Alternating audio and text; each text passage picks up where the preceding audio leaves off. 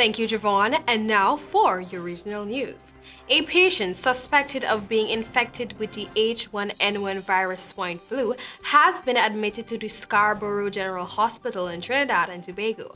According to the information received, the patient went to the hospital over the weekend with symptoms of the virus. This was confirmed by Health Secretary Agatha Carrington. She stated that we do not confirm the cases. We will send all our samples to the Public Health Laboratory and they will say what it is. When asked if Tobago's healthcare system is ready to deal with patients suffering from the virus, she said H1N1 is not a new disease and we are equipped. Meanwhile, social media was abuzz at the weekend with information that the hospital was put in emergency mode as its internal medicine department was short-staffed. This came after a letter from the medical chief of staff, Dr. Rafora Celestine, surfaced instructing staff to change how the hospital normally operates, stating that they are unable to provide specialist medical services to their patients, specifically adults. Secretary Carrington said this was not the case and said services at the hospital are not being compromised.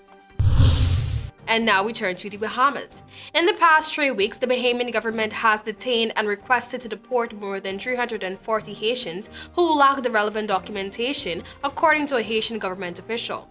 The UN confirmed 112 Haitians arrived at Port-au-Prince. An official who asked to remain anonymous for fear of reprisal alleged Bahamian officials are continuing to deport large numbers of Haitians without properly following protocol and transporting them to a region.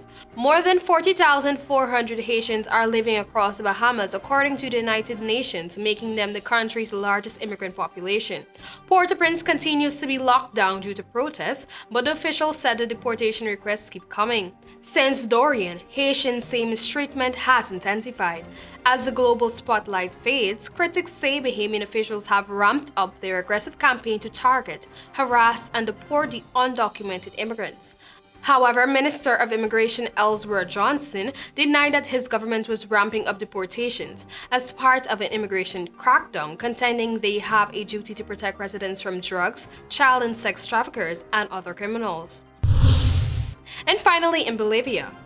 The Bolivian government has accused its rivals of plotting deadly violence after an opposition figure vowed to overthrow leftist President Evo Morales and called for the military support.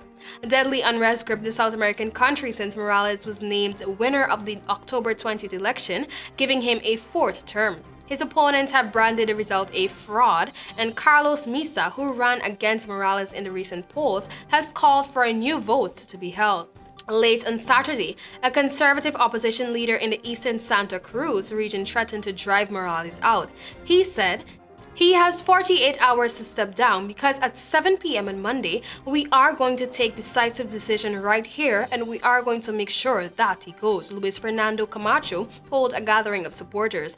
Camacho did not specify what kind of action he had in mind. His supporters have previously taken over public buildings. The military has so far stayed neutral in the electoral dispute, but calling on it to intervene is a delicate move in Bolivia. The country saw numerous military uprisings and dictatorships before civilian rule was established in 1982. Morales is looking to remain in power until 2025 with a fourth term.